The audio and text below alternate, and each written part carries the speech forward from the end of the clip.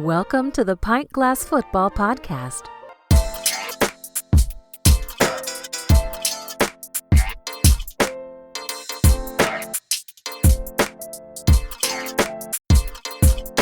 What's up, PGF Nation? The Super Bowl matchup is officially set. We've got a ton to unpack today.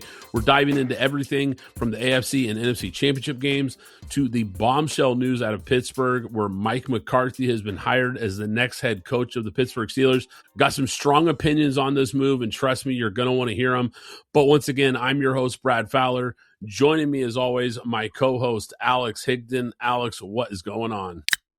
We're finally here. Well, we're 2 weeks away, but we're finally here. We got two set teams, the Hawks and the Patriots, so we get to talk about each game. Yeah, man, we had some good games. These were fun matchups. Obviously, we had the snow game that was low scoring, but I still think there's some interesting things to talk about in that game. And then we had a shootout in the Seahawks-Rams game, which I don't know, that was a great game, and I think we expected that to be a good game. Two really good teams, NFC West rivals. I think we expected a close game. I don't know if, at least I can say, I didn't expect a shootout. I thought it would be a little more low scoring than it was, but entertaining game, had some huge plays that we can get into. Before we jump into those games, though, I want to get to this news about Mike McCarthy. I want to get this off my chest here, Alex, because this hire was shocking. To me, this was absolutely shocking because, look, not that Mike McCarthy isn't a legitimate candidate. I'm not shocked that he got hired this cycle. I'm shocked that he got hired by the Pittsburgh Steelers. To me, this is baffling for a franchise that has prided itself on stability, its identity. It has a clear organizational philosophy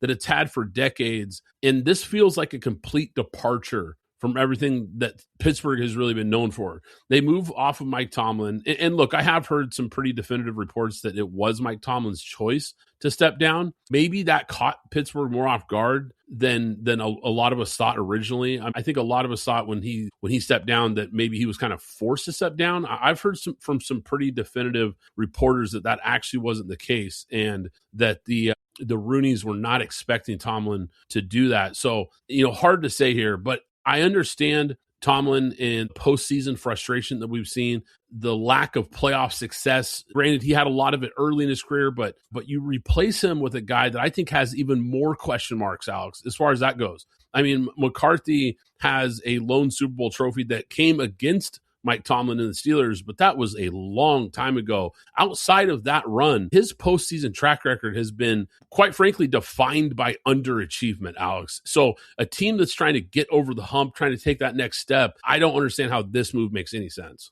I don't think there is too much of a difference between Mike McCarthy and Sean Payton, with the exception that Sean Payton did it with a different team. Mike McCarthy did go to the playoffs with the Cowboys, but he never made it to another championship game, nor did he make it with a rookie quarterback. So that being said, I think this is a solid hire, specifically if they're especially thinking about bringing back Aaron Rodgers for one more run while they try and find their quarterback. So I'll start there. That's the first part. The second part, I think it's a good hire. Now, it's a different hire outside of what we've always gotten from the Steelers. We've gotten, Cowher and Tomlin, but this is a different hire, being that this guy has been a two-time head coach. He's a winning head coach, but a two-time head coach. So he's coming back again a third time. I don't know what happened in Dallas. I don't know if he stepped down or if they made him step down. So I don't know what happened over there. But alas, he's out of there. They have Schottenheimer, so now he's on the market. So now you have an opportunity to get a guy who turned everything around and who appeared to turn everything around in Dallas and get everything back going the way that they wanted to go. But I'm not mad at this hire. I understand the hire. I understand that it may hold on to Aaron Rodgers for a year longer, but I really think that this is a coach for the future, that they're going to go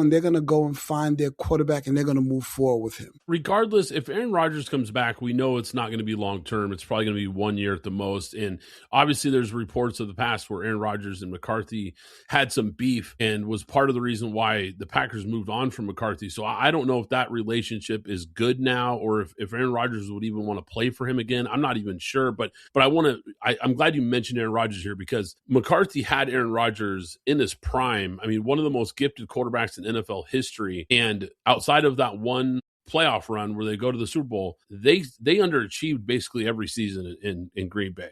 And then you fast forward, so he has a 4-year stint in Dallas. Now he's got Dak Prescott, who might not be on Aaron Rodgers' level, but let's face it, Dak Prescott is a significantly better quarterback than anybody Pittsburgh has had since Ben Roethlisberger hung it up. And so despite all that, McCarthy managed only one playoff win during his 4-year stint in Dallas, even though they had a stretch of 3 straight seasons where they went 12-5 and had one of the most talented rosters in the league. They continually came up light in the playoffs. I don't think there's any denying that he vastly underachieved in the big games with Dallas. And, to go back to Tomlin, for all the criticism that this guy received, this was a coach that was known for squeezing every ounce of potential out of his roster. I mean, his teams never quit. They rarely collapsed in games. They almost always outperformed relative to the talent they had. McCarthy just simply doesn't carry that same reputation. If anything, his teams have often been accused of doing the exact opposite. Like I said, underperforming when it matters most. So that's why this move is just so jarring to me. And it's such a contrast with what the Steelers historically have done. You mentioned Pittsburgh has always gone with young, unproven, up-and-coming, defensive-minded coaches. If you go all the way back to Chuck Noll, Bill Cowher, Mike Tomlin, all these guys were in their 30s. They were culture setters. They were hard-nosed guys. They were all long-term vision hires. McCarthy is the polar opposite. He's an older offensive mind retread whose best years are, quite frankly, widely viewed as being behind him. I mean, this hire doesn't feel bold at all. It doesn't feel visionary. It doesn't feel like a franchise that's swinging for the fence. It feels like a very safe, conservative, let's don't rock the boat kind of hire. It feels like they're swinging for a double instead of a home run. And that's my big criticism here. And for a team that needed a jolt, a team that needs a new direction, a fresh spin, I don't see any of those things when I look at a guy like Mike McCarthy. Now, do I think he's a terrible coach? No, I don't think he's a terrible coach. That's not what I'm saying. I just don't think it's a good fit for this team and what they needed and what they typically do. I just think it's a very shocking hire. I don't even think it's an upgrade. I really don't. I think Tomlin's a better coach that got more out of his players than Mike McCarthy ever has. And so it's a move that I think just raises more questions than it does answers as far as where the Steelers are going and why they believe Mike McCarthy is the person to take them there. I'll go with what you said where he's always coached a team that's had a quarterback, right? So when he got to Green Bay, they had Favre and they had Rodgers. When he got to the Cowboys, they already had Dak Prescott. So we'll have to wait to see. I mean, even though it looks like he did, I guess for the most part, he developed Rodgers for the most part, but we'll have to wait and see when they get a new quarterback. So he's in a wait and see mode. Outside of what the Steelers normally do, I'm not going to be that hard on them. They're actually going in a different direction. So I'm not too mad at that. They won one playoff game with McCarthy. He coached them for 5 years. 2 of the years, the first year and the last year, Dak was hurt, so they didn't make the playoffs. And in the 3 years in a row, I believe they went 12-5 or 11-5. Yeah, I believe they went 12-5. 3 straight years, yeah. Right, 3 straight years. They lost to, if you remember, the San Francisco game. And then they lost to San Francisco the second year after beating the Tampa Bay Buccaneers. They lost the second time. And San Francisco 12-19. We understand that, San Francisco's defense was up that game. And then they lost to the Pack. I believe the Pack. Yeah, the Pack, that right. Blowout. That ugly. Packers, that blowout. So that was the bad game. That was the bad game to me. Even though the first game to the 49ers, at the end of that game, I don't know what they were trying to call or what the whole deal was. I don't know who to blame on that one, but I'll hold off on that. So, I mean, He's made the playoffs, but again, outside of Sean Payton doing it with a brand new quarterback, I don't see the difference. What is the difference? So just take the quarterback out. What is the difference? What's the difference between Mike McCarthy and Sean Payton minus what he's done with this new quarterback. So we'll wait to see what McCarthy does. But what is the difference between the two? Well, I think that's a big minus, right? Because you have to factor in what he's done in Denver, taking this young quarterback, getting to the playoffs back-to-back years, now getting on the doorstep of a Super Bowl. And quite frankly, if Bo Nix doesn't get hurt, they probably win this game and are playing for a Super Bowl coming up. So I know you're not a big Sean Payton guy, but I think his resume is clearly head and shoulders above Mike McCarthy, especially with the Denver stint. Let's get to these championship games, Alex. I want to start with the AFC Championship game. I know we're going to have a little more to talk about with the NFC Championship game, so let's talk about this AFC Championship game first. I mean, this was a defensive battle. There was some officiating that I want to get to. The weather played a major factor in this. Let me ask you this first, because I've got a couple points I want to get to. I have heard some people in the media this week talking about how terrible this game was and how we should never be playing NFL games in this kind of weather with this much at stake. I just want your thoughts on the whole weather argument and how people are calling this bad for the game.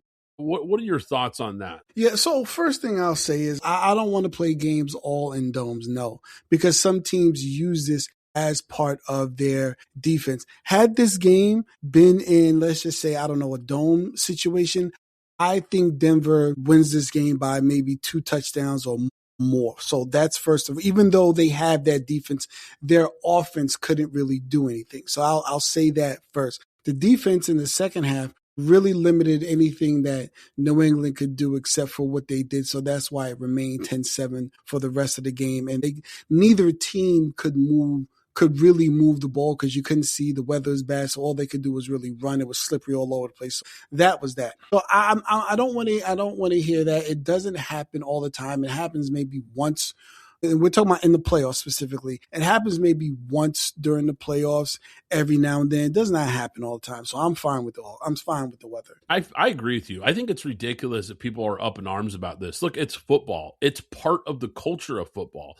That's part of what makes football great, is that outside of a lightning storm, for clear safety reasons, other than that, they're playing. They're playing these games, whether it's hail or snow or torrential downpours. It doesn't matter. Football is football, man. And that's part of what makes the game awesome. And I think it has a rich history. I mean, what are we talking? All these years later, people still talk about the Ice Bowl, right? Like, that's a famous time in NFL history, the Ice Bowl, and how it was so cold in Green Bay for this famous game. But yet now all of a sudden, people in the media are talking about how we need to get rid of games like this that have so much on the line. Look, everybody's playing in the same conditions. Both teams are playing in the conditions. I think if anything, it amplifies the coaching. I think it amplifies your strategy and your play calling to another level. The idea of everything being controlled and playing in domes, I think, is ridiculous. I think, to your point, teams like Denver, teams like Green Bay, teams like New England, and some of these teams, they have a home field advantage because of the weather at times. And I think it's just part of what makes the game great. But a couple key plays in this game. I want to get your thoughts on the Jarrett Stidham backwards pass. It almost was really bad because the refs clearly made a huge mistake on this play. One ref initially signaled a fumble. The others blew the play dead as an incomplete pass. The Patriots pick it up and they score, but the whistle killed the return. So they blow the whistle, kill the return. The initial ruling was incomplete plus intentional grounding. They go to the replay clearly showed that the ball went backwards. Then the final ruling ends up being a backwards pass, Patriots ball, but no return because they blew the whistle, which, look, that could have been devastating. Because think about this, Alex. I think if Denver in that situation had gotten a stop, or let's say forced a turnover even, this would have been the only storyline headed into the Super Bowl. Could you imagine? Because in a 10-7 game, that sequence was enormous, and it played a direct outcome in this game. I think the refs got really, really lucky that New England ended up scoring a few plays later on that Drake May run, because, man, that could have looked really, really bad in hindsight. I thought there were some key plays in this game. New England only had 6 explosive plays all game. Obviously, the offenses both were really limited. But 3 of the biggest plays were actually Drake May on scramble plays. Those ended up being huge in this game. He had a 13-yard scramble, a 16-yard scramble, and then the 28-yard scramble that set up the go-ahead field goal. The Broncos pass rush, they were overwhelming New England's line. And there was a lot of times in this game where I think May had 5 sacks in this game. They had a hard time moving the ball, but his mobility and his ability to keep drives alive, I think ultimately won this game. He was absolutely the difference in the game. No doubt about it, especially like I said, when the weather in the second half, it was going to come down to him. Denver, obviously, they've got a backup quarterback that comes in. Tough situation for Stidham to come into that game. Doesn't have a lot of action. Obviously, he made the crucial mistake that we talked about just a minute ago. Sets up really a back-breaking score for them. That was really the big mistake. Obviously, early in the game, he had some nice plays, had the touchdown drive to go up 7. They moved the ball later to get into field goal range. And this was the huge play that everyone's talking about. Sean Payton's 4th and 1 decision, which I think was just a coaching disaster. They're up 7-0 early in the second quarter. And you're in a situation where I know the weather got a lot worse in the second half, and maybe they didn't see that coming, but it was still 25 degrees outside. It's freezing cold. You've got a backup quarterback. Your defense is dominating the game. It's a low-scoring game. You're pitching a shutout, and Sean Payton decides to go for it on 4th and 1. I think it made absolutely no sense in the moment. And I'm not just saying this in hindsight. Obviously, they get stopped, and it's easy to criticize them after the fact. But I didn't like the decision in real time. He passed on free points in a game where points were at a premium. After the game, during the press conference, he said, man, let's be aggressive. Look, I get being aggressive, but not in that situation. We've talked about this a lot. All these coaches going for it on all these 4th down plays, you're just leaving too many points on the board. There's a difference with all the analytics informed decisions. It's gotten out of hand. The 4th down culture that's taken over the NFL has gotten completely out of hand. And I think this was a huge mistake that ultimately could have cost them this game, because obviously we know that the final score ends up being 10-7. Nobody could get anything going in the second half when the snow really got bad. And those points were absolutely huge. And to go for it there made no sense. Like I said, cold backup quarterback. If you go up 10-0 in a game where your defense is dominating, that would have put a lot of pressure on New England, having a 2-score lead at that point in the game. I just hated that decision. To wrap this up, if you look at all these coaches and everybody going for it at such a high rate, Mike McDonald, who we'll get to in a second here with the Seattle, they're the number 1 seed. They're playing for a Super Bowl right now. He went for it on 4th down the fewest times in the NFL. So I still think there's something to be said about old school football and just making the smart decision to put points on the board, right? It's still about outscoring your opponent. I just think we've gone too far with the analytics and the 4th down stuff. Yeah, I think that's key, and we'll get into some of that when we start to talk about the next game. But I thought that was key as well. So look, Drake May hasn't been great in the playoffs. Hasn't really needed to play great. The defense has been so good. What does this mean for Drake May's legacy right now?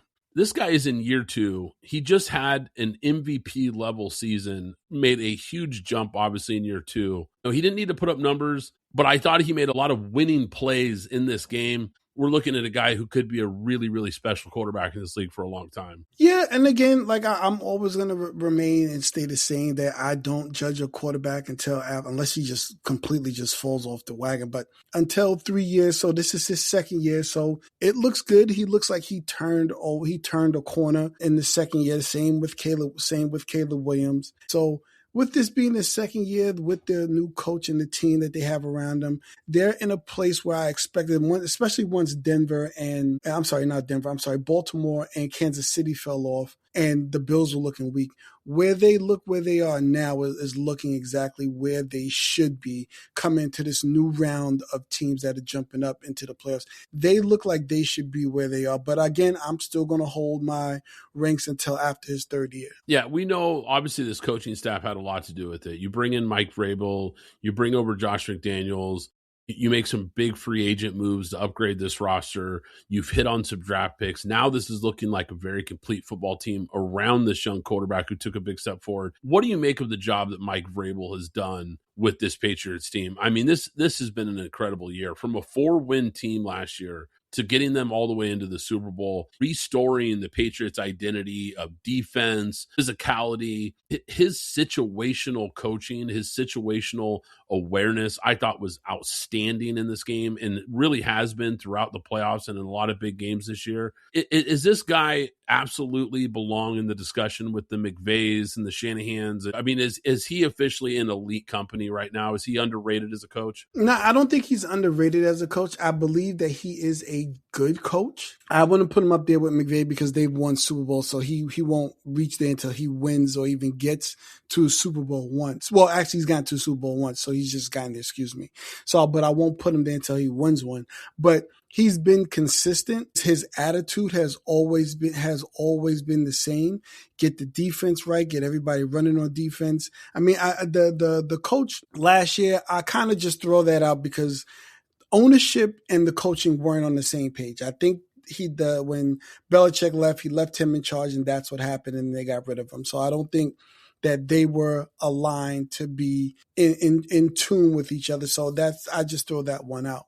How he's coached, he needed to leave the Titans. I know he probably didn't want to leave the Titans, but he needed to leave the Titans because his voice, the new voice, needed to be heard here with the Patriots, or perhaps with another team, but obviously with the Patriots, to reinstill what he always wanted to do with the Titans. He's now doing with the Patriots. Yeah, we got to remember, they were a 1 seed in Tennessee with him as the coach at one point. Yeah, with Ryan Tannehill at quarterback. Yep. Now, yep. I know they came up light in the playoffs, but he had them knocking on the door in Tennessee. Year 1 in New England, he's already in a Super Bowl. It's pretty incredible stuff. I mean, speaking of Tennessee, how do they regret that decision or what? I mean, here they are about to make another coaching hire, probably one of the worst rosters in the league, one of the worst teams in the league. Certainly, they're a mess. They have gone completely off the rails since he walked out the doors.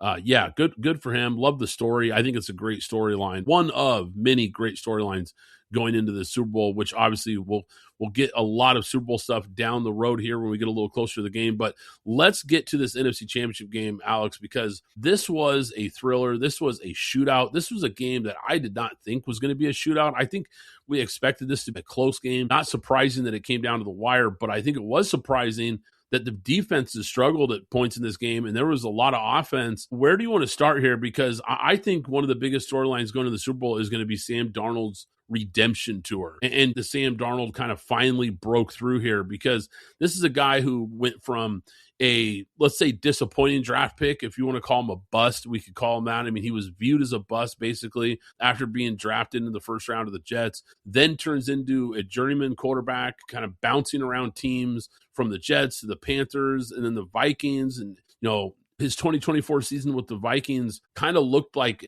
a dream scenario here with high-level coaching, elite weapons. But if you remember, he had that brutal late-season collapse versus Detroit and then the LA Rams that really kind of convinced Minnesota to move on.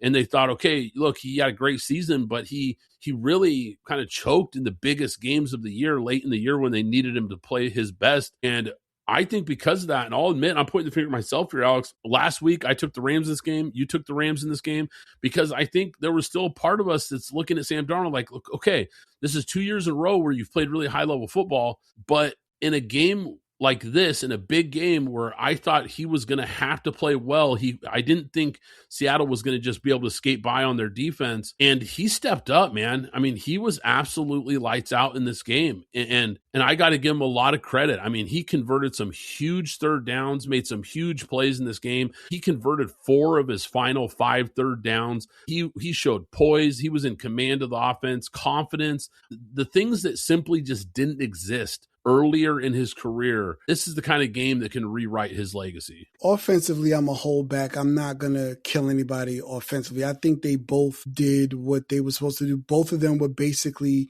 evened each other up. I mean, one threw for 374, the other one threw for 346, and they both were 3 touchdowns and zero interceptions. So we'll stop there. This was all on the defense. This was all on the Rams defense, even though nobody scored in the fourth quarter. But this was all on the Rams defense, not being able to get a stop when they needed to get a stop.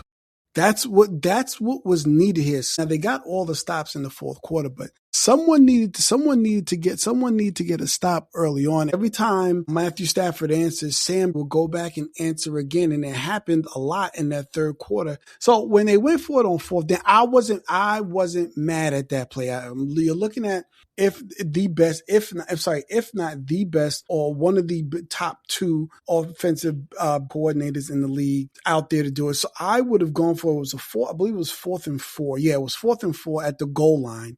You turn the ball over to them and say, I just didn't understand the back and forth that people had why the Rams didn't kick a field goal there, which in essence, they still would have lost. But at that point in time, they still didn't go for it. They still didn't kick a field goal. I understand the thinking. I still think in the playoffs, in that moment, I still think the decision would have been better to kick the field goal. And here's why. Because you had basically exactly 5 minutes left. You're down 4. And if you kick the field goal, you make it a 1-point game.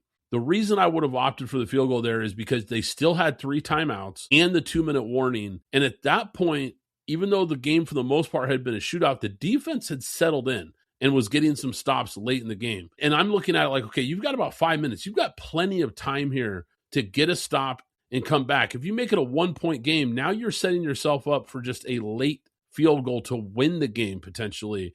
Instead, obviously, McVay goes for it. They failed. When they got the ball back, they needed a touchdown instead of a field goal because they got the ball back late with about a minute left, which, look, it's not a lot of time. I get that. But if you get the ball back with about a minute left and all you need is a field goal, that's a lot easier to accomplish than having to go the distance for a touchdown with a minute left. So I think that was a crucial play and really kind of a big mistake that was a big difference in a tight game. Once again, the analytics, I'm sure, is telling you you're supposed to go for it. I get it. But I think you can make a strong case for kicking the field goal there and just making it a 1-point game. Yeah, I think you can. I think there's a case. I think there's cases that can be heard in all different points of a lot of football games. But that one, that didn't blow me away. I wasn't like, oh my God, they didn't kick the field goal. They should. No, it didn't. They went for the right play. You have Matthew Stafford, who's got like 46 or 48 touchdowns. How many of he had? He's having a lights out game. You got Puka, you got Devontae. Go out there, take your chances, call your best play. I didn't think it was a good play. Now that's a whole nother story, but I don't think it was a good play. But you go out there, you take your chances, and you get a touchdown. If you don't get it, you give the ball back to your defense, and you say, okay, shut them down, and let's get the ball back and go for it again. Actually, McVay had another mistake in this game that I thought was huge. The Seahawks have the ball late in the game. They go to Cooper Kupp. It appears that he's down short of the sticks. Slow motion angle. Once they slowed it down, it looked like he was clearly short. And this is a huge play. And I thought, really, this is where I'm critical of McVay here, because I thought the way he handled this situation was baffling. He calls a timeout, even though he clearly wanted to challenge it, but then he backs off because he didn't want to risk his final timeout.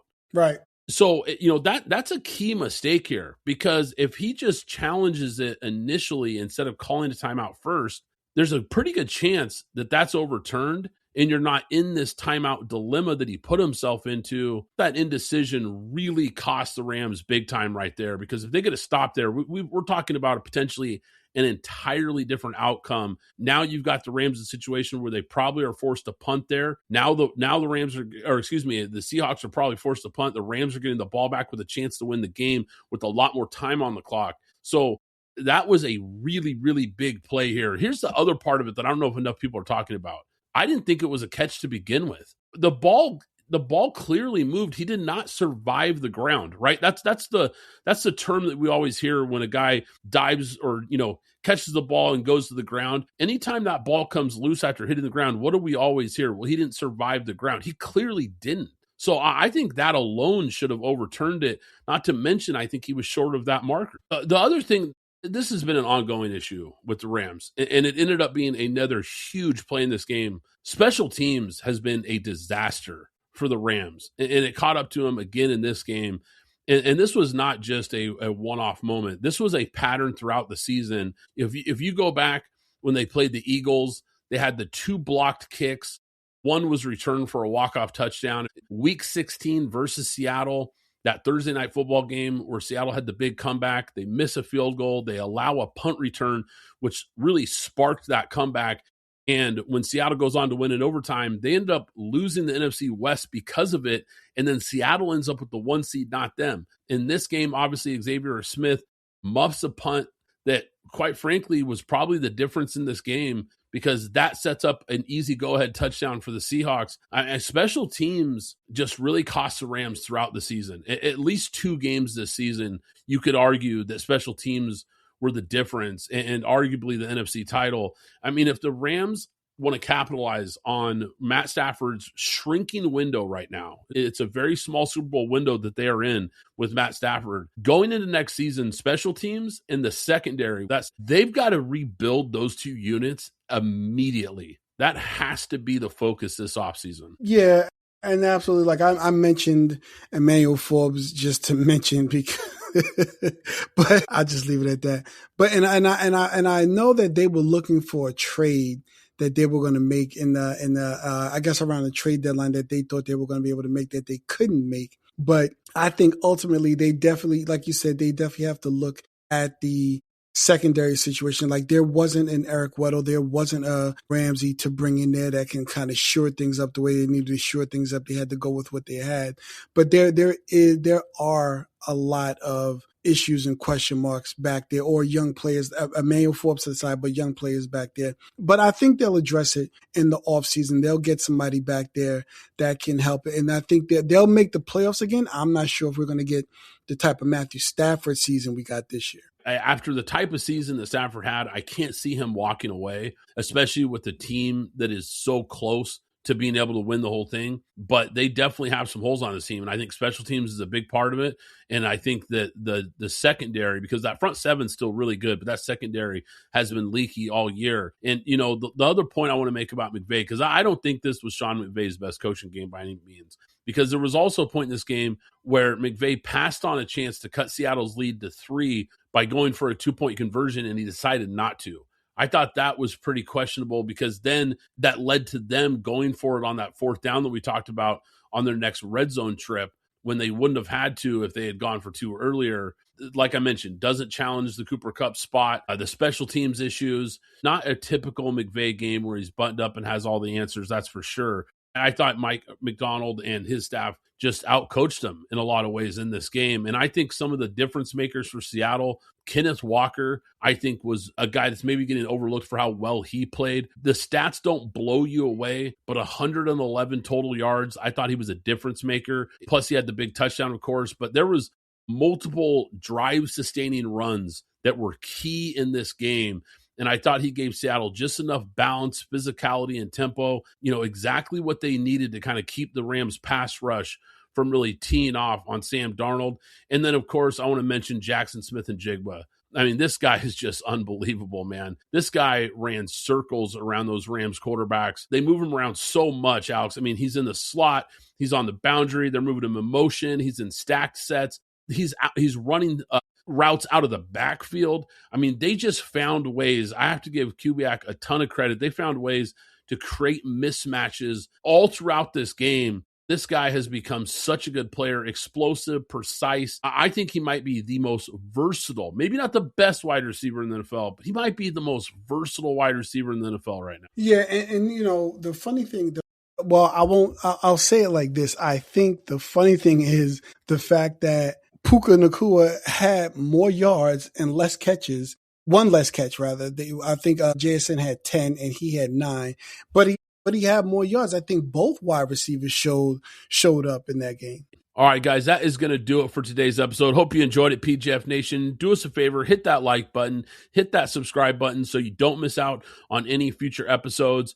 We've got Super Bowl coming up. We'll have a big Super Bowl preview episode coming up. But in the meantime, in this off week, I think we're going to start shifting our focus to the NFL draft as well, because we've got Senior Bowl coming up. We've got the Shrine Bowl coming up, and you know how much we love the NFL draft around here. So we're going to start getting into that coverage as well. Lots of good stuff to come as the season winds, but stick around and we will catch you next time. Thanks for listening to the Pint Glass Football Podcast. Be sure to subscribe and follow us on Twitter at PGF Podcast.